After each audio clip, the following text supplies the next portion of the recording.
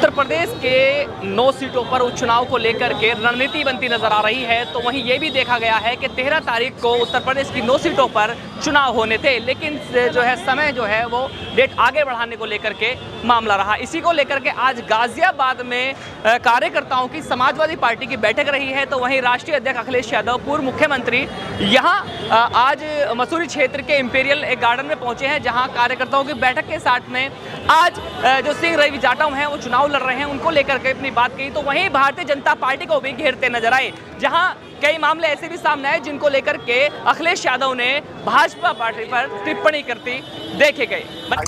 ये जो 2 साल का नियम बना है ये साबित कर रहा है, ये साबित कर रहा है लेकिन लखनऊ दिल्ली में सब कुछ ठीक नहीं है।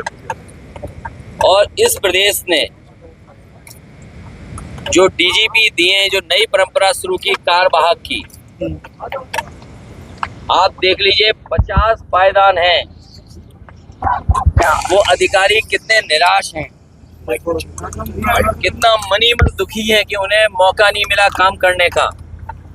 कितने आईपीएस होंगे जिन्हें मौका नहीं मिला, और अपने खासम खास और अपने पक्के को बैठाने के लिए, इसलिए कि जिससे कि बेईमानी की जा सके, जिससे अन्याय किया जा सके, जिससे कानून की धज्जियां उड़ाई जा सके, इसलिए सरकार अपना ऐसा फैसला कराना चाहती है, नियम बनाना चाहती है कि उन्हीं के कोई न कोई बैठ जाए, जिनको खुद का अपना भविष्य नहीं पता है कि 2 साल चलेंगे कि नहीं चलेंगे, वो 2 साल के नियम बना रहे हैं। मदरसा एक्ट को लेकर क्या कहेंगे? मदरसा एक्ट को लेकर जो अभी सुप्रीम कोर्ट के फैसले को रद्द किया है, साथ ही फटकार भी सरकार को।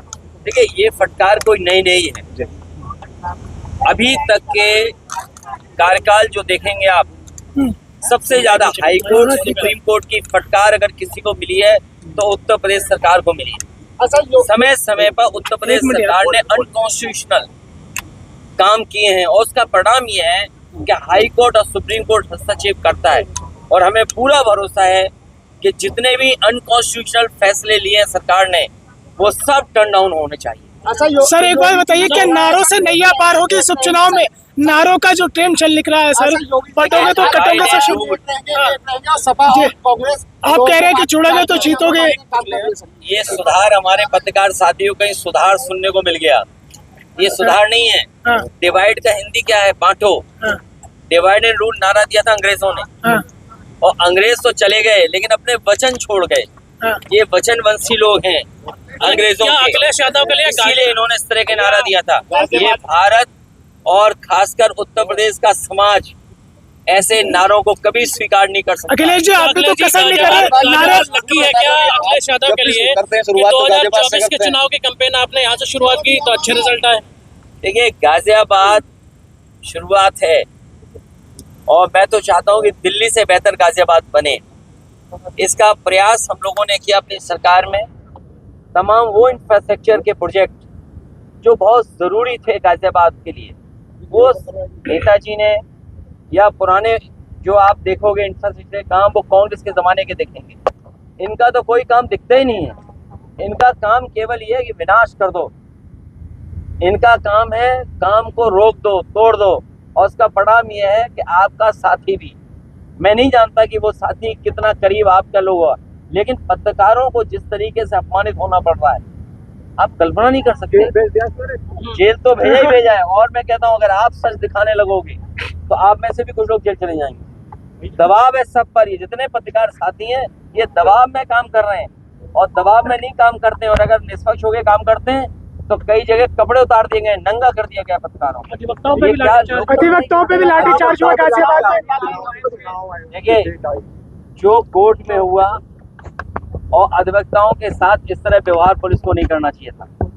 अगर कोई बात कोर्ट की थी तो मैं समझता हूँ कोर्ट में अपने प्लेटफॉर्म है, उन दोनों पक्षों का बात सुनी जा सकती थी। लेकिन पुलिस ने भी अपना गुस्सा क्यों उतारा? किसका गुस्सा उतारा जा रहा है? जो वकीलों को भी अपमानित होना पड़ा।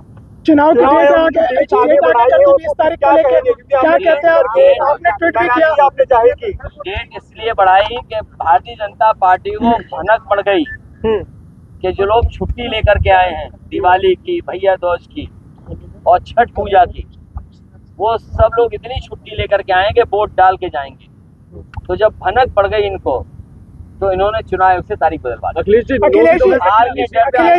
हार के डर से इन्होंने तारीख बदली है और उन्हें ये भी पता था कि यूपी में जो वोट पड़ेगा वो जो हार होगी, जो संदेश जाएगा, कहीं इनका महाराष्ट्र का चुनाव भी न गड़बड़ा जाए। करहल में सर रिश्तेदार आमने सामने है सर करहल में। ये चुनाव भारतीय जनता पार्टी हार रही है, उसी के वजह से चुनाव टाल रही है। करहल मैदान में आपने देखा होगा पहलवानों को, रिंग से बाहर कौन सा पहलवान भागता है? कौन सा पहलवान रिंग से बाहर भागता है बार बार? जो हारता है। इसीलिए कभी अयोध्या का चुनाव टाला इन्होंने और ये तारीख बदल दी। जब इन्हें यही बढ़ाना था, ये पहले भी तो चुनाव करा सकते थे जिन तारीखों में आज चुनाव हो रहे हैं। क्या वजह कि इन्होंने तारीख बदल दी? इसका फायदा मिलेगा क्या भाजपा को? वो कोई ना कोई खास तैयारी भाजपा कर रही होगी। सर उपचुनाव में कितनी नहीं मिला, उपचुनाव में क्या तैयारी नहीं मिला? खास तैयारी किस तरह बीजेपी की जो खास तैयारी है वो पुलिस को आगे करके है। जब आप मुख्यमंत्री जी से ये सुनते हो कि मैं रामपुर बना दूंगा, इसका मतलब ये है कि वोट नहीं डालने देंगे। चुनाव में कितनी लोकतंत्र में या चुनाव आयोग इन बातों को देख रहा होगा कि इनकी तैयारी खास ये है कि वोट ना पड़ पाए। बूथ चिन्हित कर रहे होंगे ये लोग, बूथ चिन्हित कर रहे होंगे कि बूथ पर फोर्स लगा दो कि वोट निकले नहीं, जबकि फोर्स और एडमिनिस्ट्रेशन की जिम्मेदारी ये बनती है कि ज्यादा से ज्यादा वोट आए। ये केवल वोट रोकने की रणनीति बनाएंगे, इसीलिए इन्होंने हफ्ता बढ़ाया। और इन्हें पता था त्योहार पे जो लोग आए हैं दूर से छोड़ करके, वो सब इन्हें चुनाव हरा देते। उपचुनाव में कितनी सीटें आ रही है सर? उपचुनाव में रणनीति पता है? अपनी रणनीति क्या? उपचुनाव में कितनी सीटें? 9 में से। साफ है, बूथ पे काम करिए। और आज हर वर्ग इनके खिलाफ है। व्यापारी जीएसटी से दुखी है। ये जो गरीब महंगाई का सामना कर रहे हैं, केवल गरीब के सामने संकट नहीं है, ये जो मल्टी स्टोरी बिल्डिंग में रह रहे हैं इनको भी महंगाई का असर पड़ रहा है। और जितना भी जीएसटी से व्यापारी परेशान